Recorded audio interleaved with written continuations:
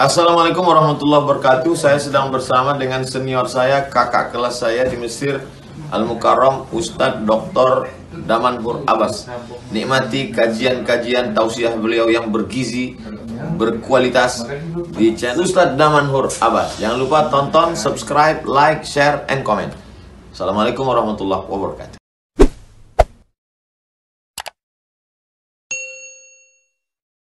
Assalamualaikum warahmatullahi wabarakatuh. Alhamdulillah bi ni'matihi tatimmus shalihat wa bi fadlihi tatanazzalu barakat. Asyhadu an la ilaha illallah lahu da'watul haqq harisun 'alaiha wa awjaba tabshir biha wa takun minkum ummatun yad'una ila al-khair wa ya'muruna bil ma'ruf wa yanhauna 'anil munkar wa ulaika humul muflihun. وأشهد أن محمدا عبده ورسوله بلغ الرسالة وأدى الأمانة ونصح الأمة وكشف الأمة حتى أتانا اليقين ليلها كنهارها لا يزيغ عنها إلا حالك. اللهم صل على سيدنا محمد النبي الأمي وعلى أزواجه أمهات المؤمنين وذرياته وآل بيته وأصحابه أجمعين. رب اشرح لي صدري ويسر لي أمري واحلل عقدة من لساني يفقهوا قولي أما بعد. Para asatiz yang saya muliakan, ayah bunda yang saya cintai, dan bapak ibu jemaah salat subuh yang dirahmati Allah, marilah senantiasa kita memanjatkan puji dan syukur kita kepada Allah yang telah memberikan nikmat kehidupan kepada kita dan nikmat keimanan kepada kita sehingga kita dapat melangkahkan kaki kita ke tempat yang penuh dengan keberkahan ini. Kendati subuh ini diguyur dengan hujan yang deras, akan tetapi ini tidak membuat kita surut langkah kita, tidak melangkahkan kaki ke rumah Allah. Ini merupakan salah satu nikmat yang masih Allah berikan kepada kita, dikarenakan masih banyak saudara-saudara kita pada saat mendengarkan suara azan namun mereka belum tergerak hatinya untuk melaksanakan salat subuh berjamaah. Salawat dan salam mari sama-sama kita panjatkan kepada junjungan kita Nabi besar Muhammad sallallahu alaihi wasallam yang telah mengajarkan kepada kita segala aspek tatanan kehidupan. Rasul mengajarkan kepada kita semua lini kehidupan ini sehingga tidak ada satupun yang tidak disampaikan oleh baginda Rasulullah sallallahu alaihi wasallam. Maka oleh sebab itu, mari sama-sama kita memperbanyak berselawat kepada baginda Rasulullah sallallahu alaihi wasallam sebagaimana yang disebutkan dalam hadis sahih Muslim bahwasanya barang siapa yang menjawab azan sebagaimana yang diucapkan oleh muazzin lalu berwasilah kepadaku, maka dia berhak mendapat syafaatku nanti di hari akhirat. Ini dalil tentang bolehnya bertawassul, berwasilah kepada Nabi Muhammad SAW. Kenapa? Nanti di hari akhirat pada saat kita dibangkitkan semua kita akan mencari sosok beliau. Maka dari sini sejak kita di dunia sadarilah, sewaktu kita mengangkatkan tangan kita membaca doa azan, yakinilah bahwasanya kita akan diberikan syafaat oleh baginda Rasulullah SAW. Ini yang harus kita yakini. Kenapa? Karena Rasul mengajarkan demikian. Rasul mengajarkan kepada kita, barang siapa berselawat kepadaku 1 kali, maka Allah akan membalasnya dengan 10 kebaikan. Bukan kebaikan dari sisi wali kota, bupati, gubernur, presiden, tapi kebaikan dari sisi Allah. Bayangkan, 1 selawat dibalas dengan 10 kebaikan. Kalau seandainya kita sambil berduduk beriktikaf ini di dalam majelis ilmu ini berselawat terus-terusan kepada baginda Rasulullah, maka hitung sendiri berapa kebaikan yang akan kita perolehi pada saat kita sedang berada di dalam majelis ilmu ini. Maka oleh sebab itu, perbanyaklah berselawat kepada baginda Rasulullah agar kita mendapatkan syafaatnya kelak di hari akhirat. Semoga jamaah subuh yang berhadir pada subuh yang berbahagia ini merupakan di antara umat Nabi Muhammad sallallahu alaihi wasallam yang akan diberikan syafaat oleh baginda Rasulullah sallallahu alaihi wasallam.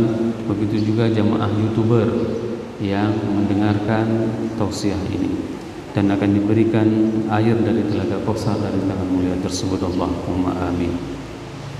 Bapak Ibu jamaah salat subuh yang dirahmati Allah, pertemuan terakhir kita kemarin mengenai kondisi neraka, dan kita sudah menggambarkan bagaimana orang yang paling terakhir keluar dari neraka dia meminta kepada Allah dan permintaannya dikabulkan.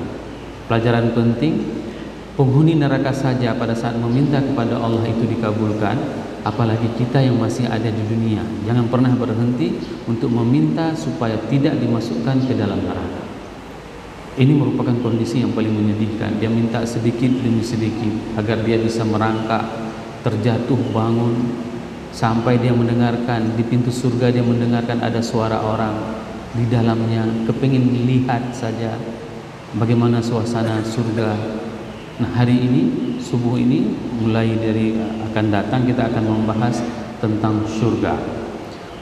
Kata-kata surga Allah menyebut dan mengulangnya sebanyak 89 kali di dalam Al-Quran. Ini menunjukkan sesuatu yang sangat luar biasa, sesuatu yang memang harus menjadi perhatian kita, dan sesuatu yang memang harus menjadi obsesi kita. Masuk surga itu adalah obsesi, tujuannya. Sebagaimana yang di ayat yang dibacakan oleh imam tadi, faman zuhziha 'anil nar faqad faz. Ya, ini merupakan obsesi. Sukses itu adalah apabila kita bisa menepiskan api neraka, bisa menolak dari siksaan api neraka, bisa menghambat diri kita untuk tidak masuk dalam neraka dan masuk surga. Ini adalah sukses. Jadi sukses itu bukan pada saat kita mempunyai mobil pribadi, rumah pribadi, ya, istri 4. Bukan itu sukses. Sukses itu adalah pada saat kita bisa masuk surga. Tapi jangan jadi panitia surga, ini yang paling bahaya. Sikit-sikit melihat orang bilang, oh ini ahli neraka. Sikit-sikit melihat orang, oh ini ahli surga. Jangan, karena tugas menjadi panitia itu bukan tugas manusia. Ada masing-masing job desk-nya. Baik, Bapak Ibu jemaah yang dirahmati Allah, surga itu merupakan puncak kenikmatan. Bapak Ibu yang pernah melihat keindahan alam itu akan merasakan bagaimana indahnya. Saya sangat teringat sekali suatu muhadarah yang disampaikan oleh Imam Syekh Muhammad Mutawalli Sya'rawi pada saat beliau itu dijamu di Los Angeles, di salah sebuah hotel yang paling terkenal. Ya, bayangkan Syekh Muhammad Mutawalli Sya'rawi dibawa ke Amerika, dibawa jalan-jalan dan diinapkan di hotel yang paling mewah. Pada saat itu beliau mengatakan, kalau seandainya dunia begitu indahnya, bagaimana nanti surga Allah? Surga Allah itu tidak bisa kita membayangkan dengan pikiran kita, terlintas di mata kita, dan kita pernah mendengarkannya. Bagaimana indahnya.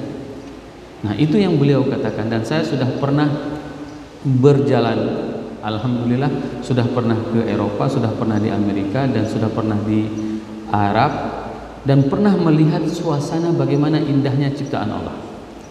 Sewaktu di Scotland, di Inggris, itu seakan-akan itu paling indah kita, dengan gunung-gunungnya, dengan rumput yang hijaunya, melihat suasananya, alamnya begitu indah. Terbayang saya bagaimana indahnya surga. Namun begitu sampai ke Swiss, ternyata Swiss jauh lebih indah. Sepertinya kita nggak terbayang ini adalah di dunia. Ada gunung yang bersalju, ada air sungai bersih. Sungai tersebut terdapat ikan yang berjalan.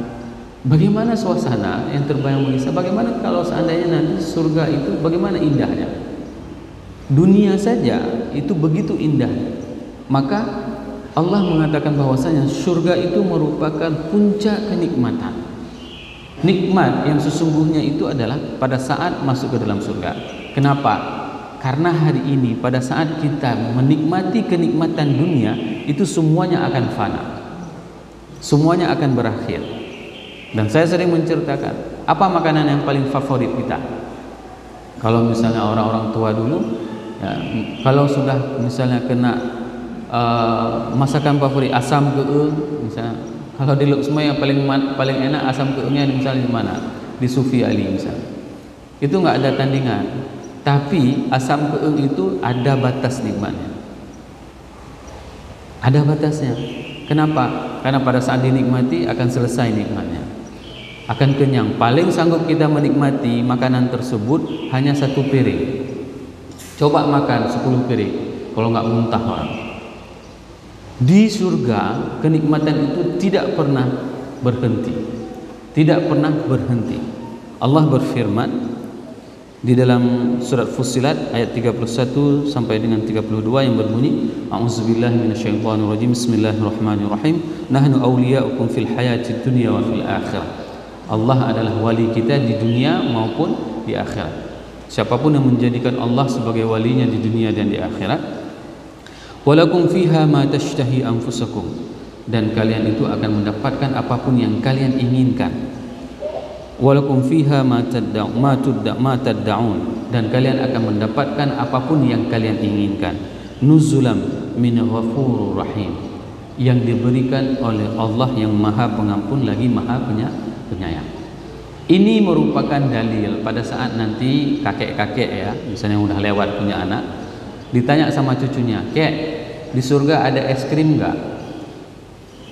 Kek mana cara jawabnya? Cara jawabnya adalah ayat ini. Apa ayatnya? Walakum fiha ma tashtahi anfusakum walakum fiha ma tad'un, dan kalian akan mendapati apapun yang kalian inginkan. Kepingin apa nanti di surga? Es krim, bonbon kar, apa saja. Anak-anak kan suka menanyakan sesuatu yang memang keinginan mereka.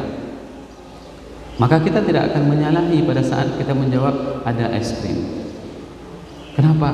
Karena apapun yang diinginkan oleh manusia, apapun yang diinginkan oleh penduduk surga, maka mereka akan mendapatkan keinginannya.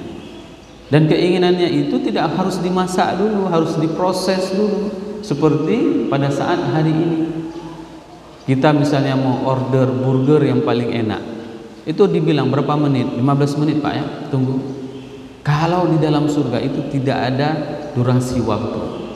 Apapun yang diinginkan itu akan hadir dalam seketika. Ini bagaimana indahnya kenikmatan di dalam surga. Maka tidak salah nanti apabila kakek misalnya ditanya sama cucunya apa yang tidak diketahui, misalnya tentang kek di surga itu nanti ada nggak permainan yang dia suka.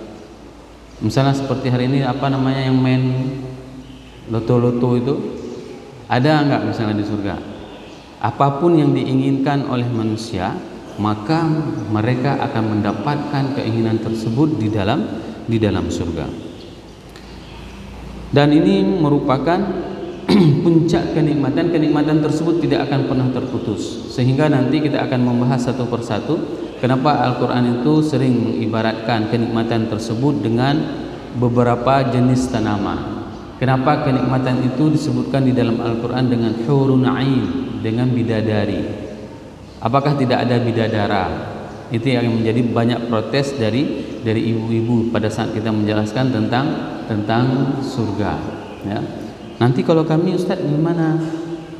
Apakah kami tidak ada bidadaranya? Kalau misalnya bapak-bapak dapat bidadari, ibu-ibunya bagaimana? Ini menjadi pertanyaan dari ibu. Insya Allah kita akan bahas satu persatu. Namun sebelumnya, mari sama-sama kita melihat nama-nama surga yang disebutkan di dalam Al-Quran. Allah berfirman yang pertama sekali tentang surga Jannatul Firdaus. Ini adalah surga tertinggi. Surga tertinggi ini merupakan adalah obsesi kita semua. Dan Rasul mengatakan apabila kalian meminta, maka mintalah Jannatul Firdaus. Pada saat kita meminta kepada Allah, maka pintalah supaya kita dimasukkan ke dalam surga Jannatul Firdaus. Allah berfirman, A'udzubillahi minasyaitonirrajim, Bismillahirrahmanirrahim. Innal ladzina amanu wa 'amilus solihati kanat lahum jannatul firdausi nuzula. Ya. Ini merupakan surga yang diperuntukkan kepada alladzina amanu wa 'amilus solihat. Tidak banyak syaratnya Bapak Ibu jemaah yang dirahmati Allah. Sangat gampang masuk surga. Pertama, amanu, beriman. Jadi jangan bilang bahwasanya masuk surga itu susah, payah. Enggak. Syaratnya yang pertama adalah aman. Dan yang kedua, wa amilus solihat, berbuat baik. Berbuat baik yang paling gampang apa? Salaman setelah kita salat ini berbuat baik. Jangan nanti waktu kita salaman dibid'ahkan. Tidak boleh salaman, bid'ah. Jangan seperti itu. Salaman sambil tersenyum kepada rekan di sebelah, ini merupakan berbuat baik. Ya. Jangan pula bersalaman dengan sesama anggotanya saja. Misalnya sesama pengajian, dia salaman. Kalau tidak sesama pengajian dengan dia nggak pernah salaman, dia nggak pernah senyum. Ini yang paling bahaya. Ya, kenapa? Karena Allah sendiri mengatakan untuk masuk surga Jannatul Firdaus itu sangat gampang. Yang pertama hanya beriman, dan yang kedua berbuat baik. Berbuat baik itu tidak pernah diikatkan dengan perbuatan apapun. Dibebaskan. Setiap kebaikan yang dilakukan oleh manusia itu akan dihitung dalam kebaikan. Kebaikan sesuai dengan apa yang diperintahkan oleh Allah dan Rasul. Ada juga orang berbuat baik tapi tidak dari sumber yang baik.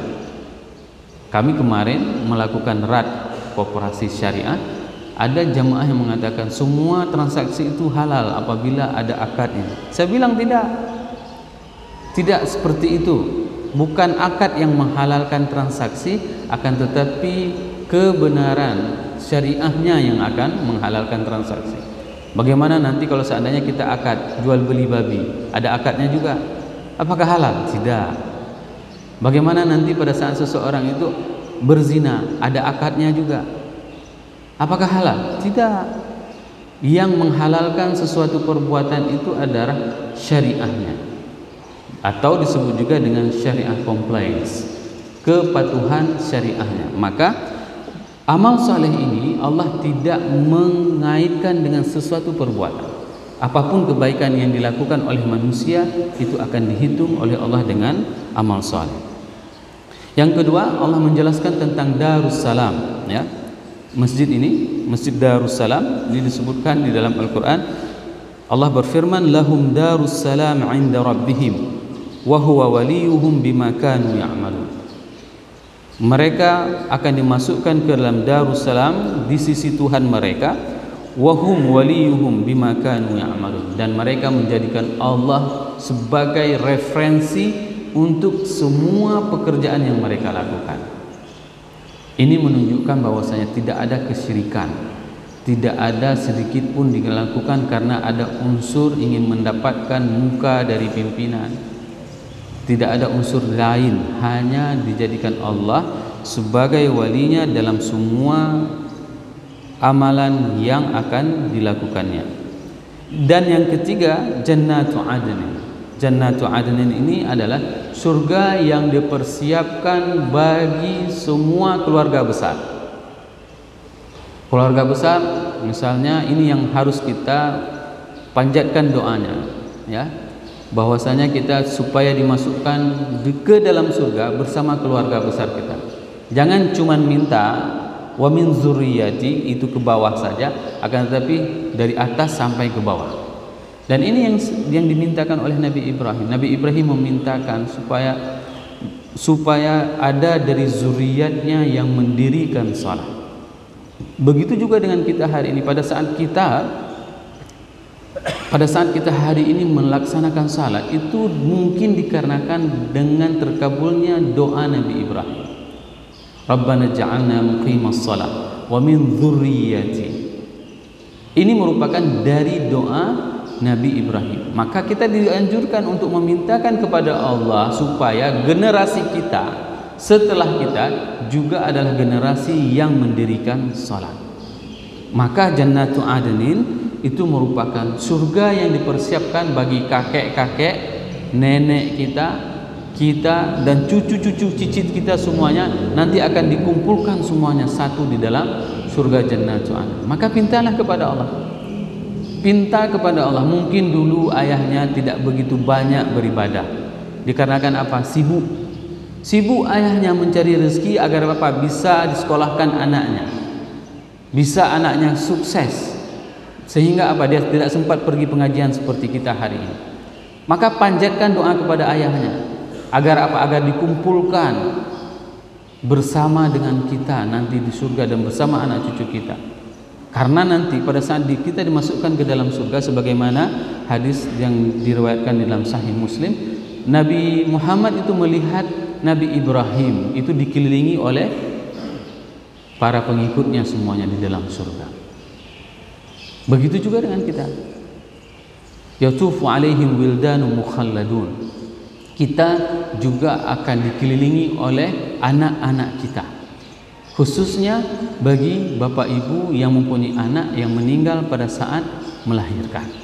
Nanti anak tersebutlah yang akan mengelilinginya pada saat kita dimasukkan ke dalam surga. Allah berfirman, yaghfir lakum dzunubakum wa yudkhilkum jannatin tajri min tahtihal anhar wa masakinu thayyibah fi jannati adnin dzalikal fawzul azim. Dan itu merupakan kemenangan yang spektakuler.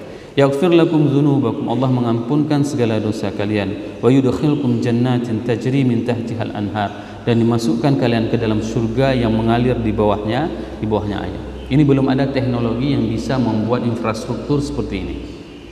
Pada saat kita berjalan di atas air bukan dikarenakan punya ilmu dikjaya, tapi infrastruktur surga itu, seseorang itu apabila berjalan di bawahnya dia akan melihat ada sungai yang mengalir, dia berjalan di atas sungai dan dia melihat di bawahnya itu air mengalir. Hari ini kalau misalnya kita berjalan di atas jalannya hitam, aspal, tidak bisa tembus ke bawah. Di surga tembus ke bawah jalannya. Jannatun tajri min tahtihal anhar. Di bawah telapak kaki kita akan melihat air itu akan mengalir. Wa masakinut thayyibah, dan tempat tinggal yang baik, fi jannati adnin, di dalam surga adnin, dzalikal fawzul azim, dan yang demikian itu adalah kemenangan yang besar. Dan yang keempat, nama surga itu adalah jannatul khuld. Allah berfirman, qul adzalika khairun am jannatul khuld alladzi wa'idal muttaqun kanat lahum jazaa'an wa masira. Ini jannatul khuld, yaitu surga yang abadi, itu dipersiapkan oleh Allah kepada orang-orang yang bertakwa. Orang-orang yang bertakwa akan dimasukkan ke dalam surga kekal abadi, ya. Dan surganya itu dia tidak akan dipindah-pindahkan. Yang kelima, nama surga itu adalah Darul Muqamah. Allah berfirman, alladzi ahallana daral muqamah min fadlihi la yamassuna fiha nasabun wa la yamassuna fiha lughub. Darul Muqamah ini adalah surga yang diperuntukkan bagi mereka yang mengalami duka cita. Maka pada saat hari ini kita hidup di dunia, ada dizalimi sama orang, jangan pernah marah. Pada saat ada hak-hak kita yang diambil, ada sesuatu yang memang membuat kita itu sedih, ada yang membuat sesuatu kita itu kehilangan, ya, maka itu jangan pernah kita komplain, jangan pernah kita marah, jangan pernah kita ingin membalas dendam. Kenapa? Karena nanti semua kebaikan tersebut akan dibalas oleh Allah dan akan dimasukkan ke dalam surga Darul Muqamah. Dan yang keenam, yaitu adalah Darul Ma'wa, yaitu surga bagi mereka yang menahan nafsu, ya. Allah berfirman, indaha jannatul ma'wa. Berapa banyak hari ini orang yang mempunyai kesempatan untuk melampiaskan nafsunya, tapi dia tidak mau melampiaskan nafsunya. Kenapa? Karena dia teringat dengan jannatul ma'wa tersebut. Jannatul ma'wa ini sangat-sangat penting, khususnya bagi para orang-orang yang diberikan amanah oleh Allah jabatan, ya. Pada saat dia melakukan perjalanan ke luar daerah. Dulu saya teringat sekali, ada sewaktu dengan NGO itu, kalau sudah pergi ke luar daerah itu, rata-rata orang-orang yang bukan Islam, bahkan juga ada yang Islam, mereka itu sudah having fun. Apa alasannya? Pajanlong. Kapan lagi? Selagi jauh dari istri, maka mereka akan berzina, mereka akan mabuk-mabukan. Maka ingat, tahan diri kita untuk tidak melakukan kemaksiatan, hawa nafsu kita itu. Kenapa? Karena Allah menjanjikan kepada kita jannatul ma'wa.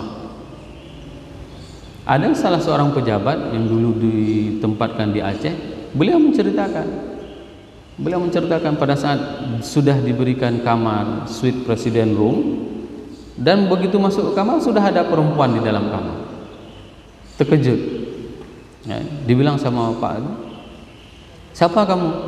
Saya memang disuruh tunggu di dalam kamar. Hah? Keluar. Disuruh keluar. Bukan karena ada ajudan ya, tapi memang karena keimanan. Disuruh keluar perempuan tersebut. Padahal kalau itu dilakukan sah-sah saja bagi dunia bisnis, bagi dunia servis, tapi beliau mengingat bahwasanya ini adalah ada larangan dari Allah untuk melakukan kemaksiatan, dan barang siapa yang menahan nafsunya untuk tidak mengikuti hawa nafsunya, maka dia akan ditempatkan oleh Allah di dalam jannatul ma'wa. Dan yang ketujuh, jannatun na'im. Allah berfirman, innal ladzina amanu wa 'amilus solihati lahum jannatun na'im. Sama juga, yaitu adalah orang-orang yang beriman dan mengerjakan amal soleh, maka mereka akan dimasukkan ke dalam jannatun na'im. Dan yang kedelapan, Allah berfirman dalam Al-Quran yang berbunyi innal muttaqina fi maqamin amin, yaitu surga yang disebut dengan surga maqamul amin, yaitu bagi orang-orang yang bertakwa, maka mereka akan ditempatkan ke dalam surga maqamul amin. Ini merupakan di antara nama-nama surga dan siapa penghuninya. Maka ini adalah kesempatan kepada kita, Bapak Ibu jemaah yang dirahmati Allah. Untuk apa? Untuk meminta kepada Allah agar kita dan seluruh keluarga kita itu bisa memasuki surga dengan semua fasilitas yang telah diberikan oleh Allah tersebut. Bayangkan sekarang ada beberapa saudara-saudara kita yang telah mendahului kita. Mereka tidak tahu informasi seperti ini dan mereka tidak pernah meminta kepada Allah dengan informasi seperti ini. Maka pintalah. Mungkin ada orang tuanya, ibunya yang setelah sekian lama meninggal dunia.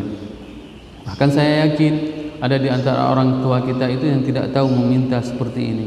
Maka kita ingin meminta selaku anaknya. Kita yang masih dititipkan di atas muka bumi ini adalah sebagai penerus untuk amal-amal saleh yang akan dia dapatkan pada saat dia sudah terkubur setelah sekian puluh tahun di dalam kuburan. Dia sudah menunggu angkat tangan yang ditengadahkan oleh anak-anaknya. Agar apa? Agar mendapatkan semua fasilitas surga ini. Karena apa? Karena dia didoakan oleh anak yang saleh. Maka Islam itu sering mengatakan bukan di kuantitasnya, akan tetapi di kualitasnya. Ini yang sangat penting. Anak boleh banyak, tapi kalau seandainya semuanya saleh dan salehat, itu yang paling penting. Bukan hanya sekedar banyak anak, akan tetapi tidak pernah mengadahkan tangannya untuk mendoakan kepada orang tuanya. Semoga materi tentang surga dan pengenalan surga ini bisa membuat kita lebih cinta kepada Allah dan kepada Rasulnya, sehingga dapat meningkatkan keimanan kita dan kecintaan kita kepada Allah dan kepada Rasul. Subhanakallahumma wa bihamdik, asyhadu an la ilaha illa anta, astaghfiruka wa atubu ilaik. Wassalamualaikum warahmatullahi wabarakatuh.